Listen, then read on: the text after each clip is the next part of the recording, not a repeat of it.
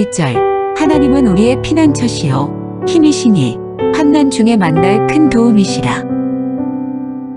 5절 하나님이 그 성 중에 계심에 성이 흔들리지 아니할 것이라. 새벽에 하나님이 도우시리로다.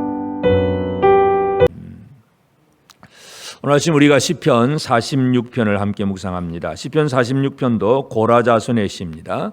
그러니까 고라자손이 누가 지었는지는 모르지만 하여튼 이 고라자손 중에서 또 한 사람이 지은 시이고, 인도자를 따라서 알라못에 맞춘 노래. 이 알라못이라고 하는 것은 이 여자의 그 목소리입니다. 여창, 소프라노 목소리입니다. 그래서 아주 아름답게 고음으로 내는 그런 이제 곡조에 대한 얘기고, 하여튼 이 우리가 46편의 내용을 보면 이 시인은 이 시의 내용에서 첫 번째 강조하는 것이 하나님은 우리의 피난처시다. 하나님은 우리의 피난처시다. 그런 얘기를 합니다. 또 그래서 이 하나님이 피난처라는 얘기를 선포를 하고, 그 다음에 쭉 또 설명을 하면서 7절에 가도 만군의 여호와께서 우리와 함께 하시니 야곱의 하나님은 우리의 피난처시로다. 마지막 절에도 만군의 여호와께서 우리와 함께 하시니 야곱의 하나님은 우리의 피난처시로다. 이 시는 하나님은 우리의 피난처라고 하는 그 사실을 계속해서 강조하고 있는 것을 보게 됩니다. 우리가 이 피난처라고 하는 것은 사람이 감당할 수 없는 무언가가 있을 때의 피난처가 필요합니다. 조그마한 문제들, 내가 해결할 수 있는 문제들이 다가오면 그것 가지고 우리가 피난한다, 도망간다 이런 일은 별 의미가 없습니다. 내가 스스로 문제를 해결할 수 있기 때문에. 그러나 우리가 해결할 수 없는 문제, 예를 들어서 불이 조금 났다, 그냥 내가 금방 불이 나긴 붙었지만 금방 물 한 바가지 떠와서 그냥 불을 꺼버렸다. 그러면 그 피난 갈 필요도 없습니다. 그러나 그 불이 큰 대형 산불이 되고 크게 무섭게 나가오면 이건 내가 한 바가지 물 가지고는 감당할 수가 없는 것이고, 그때는 도망을 가야 됩니다. 피난처라고 하는 얘기는 우리가 감당할 수 없는 문제가 다가왔을 때에 과연 나는 피난처가 있는가 하는 이 부분입니다.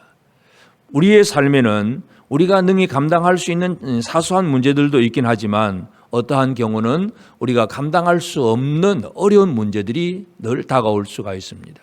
그래서 이 어려운 문제들이 다가왔을 때에 과연 나는 그것을 어떻게 피할 수 있을까 하는 것, 감당할 수 없는 건 도망을 해야 됩니다. 그래서 사람들은 이 피난처를 얻기 위해서 또는 피난처를 만들기 위해서 지금도 많은 애를 쓰고 있습니다. 그래서 어떤 사람은 돈을 많이 모아놓으면 보험을 많이 들고 적금을 많이 들어두면 노후가 내가 감당할 수 없는 문제가 왔을 때에 그냥 괜찮아질 거다. 물질이 피난처가 될 줄로 믿는 사람도 있고, 또는 어떤 세상의 명예와 권력과 힘을 가지기만 하면 내가 어려움을 이길 수 있을 것이라고 생각하는 사람도 있을 수 있고, 하여튼 세상 사람들은 나름대로 자기 나름대로의 피난처를 만들어 보려고 애를 씁니다. 그러나 아무리 인간이 그러한 피난처를 만들어도 그보다 더 강한 것이 오면 그 사람이 생각했던 피난처는 아무 의미가 없습니다. 예수님 말씀하신 대로 부자가 그냥 잘 되었다고 또 창고를 짓고 이제는 내 영혼아 편안히 쉬자 그랬지만, 그날 밤에 하나님이 그 부자의 영혼을 데려가 버리면 창고 지어놓은 것이 아무 의미가 없는 것입니다. 그러니까 피난처가 무엇인가, 우리가 이 감당할 수 없는 문제가 다가올 때에 나의 피난처가 어디인가를 정확하게 아는 것이 가장 중요합니다. 그래서 시편 46편의 이 고라자손 시인은 하나님은 피난처시다 이 얘기를 강조하고 있습니다. 하나님의 백성들에게 있어서 가장 중요한, 또 진짜 믿고 또 우리가 안심이 되는 것은 피난처가 있기 때문이다 하는 얘기를 하고 있습니다. 하나님은 우리의 피난처시요 힘이시니 환난 중에 만날 큰 도움이시라. 그래서 이 시인은 하나님은 피난처다 하는 이 선포를 해놓고, 그 다음에 왜 피난처인가 하는 얘기, 그러므로 2절 3절 그러므로 땅이 변하든지 산이 흔들려 바다 가운데 빠지든지 바닷물이 솟아나고 뛰놀든지 그것이 넘침으로 산이 흔들릴지라도 우리는 두려워하지 아니하리로다. 피난처가 있는 사람들에게는 두려움이 없습니다. 오늘 우리의 삶에는 늘 두려움과 염려와 근심이냐, 아니면 피난처 대신 하나님으로 말미암아 두려움이 없는 생활을 살고 있는가, 우리 스스로를 한번 돌아볼 필요가 있습니다. 그래서 여기 보면 땅이 변하고 산이 흔들리고 바다 가운데 바닷물이 솟아나고 뛰놀고 넘치고 이러한 많은 어떤 환경들, 어려운 그런 재난, 자연재해들 이런 얘기들이 얼마든지 지금도 곳곳에서 나타나고 있습니다. 그래서 이 많은 문제 앞에서 우리 사람은 이것을 대형적인 그 자연재해를 사람 개개인이 해결해 나갈 길이 없습니다. 그래서 이 피란처가 필요한데 하나님은 피란처시다 하는 얘기를 이렇게 설명을 합니다. 그러면 이 피란처가 되시는 피란처의 모습이 어떤 것이 피란처인가 하는 문제, 여기 4절부터 또 6절까지 내용입니다. 피란처의 모습을 이런 얘기를 합니다. 한 시내가 있어 난이 흘러 하나님의 성 곧 지존하신 이의 성소를 기쁘게 하도다. 하나님의 성 예루살렘에 대한 얘기. 근데 한 시내가 있어 난이 흐른다. 그래서 예루살렘에는 우리 예를 서울의 한강 같은 대형 강이 없습니다. 산 위에 있는 성이기 때문에 실로암 연못에서 흘러내리는 그런 조그마한 물줄기 그런 거 하나 가지고 그 성 안에 있는 사람들이 마시고 삽니다. 그러나 하여튼 한 시내, 큰 강은 아니지만 한 시내가 있고 난이 흘러서 하나님의 성고 지존하신 이의 성소를 기쁘게 하도다. 이 은혜의 강물, 결국 그 성소에서 하나님이 응답하시고 하나님이 그 이름을 두신 곳, 이것이 바로 피란처라고 하는 얘기를 하고 있습니다. 하나님이 그 성중에 계심에 성이 흔들리지 아니할 것이라. 새벽에 하나님이 도우시로다. 다시 말해서 하나님이 계신 곳이 피란처입니다. 하나님이 함께 하지 않는 곳은 아무리 좋은 것을 만들어내고 튼튼하게 뭔가 집을 지어놔도 그것은 피란처가 될 수가 없습니다. 하나님이 계신 곳이 바로 진정한 피란처라는 얘기고, 그 피란처에서는 새벽에 하나님이 도우시리로다. 아침부터 도와주시는 하나님, 새벽부터 도와주시는 하나님이십니다.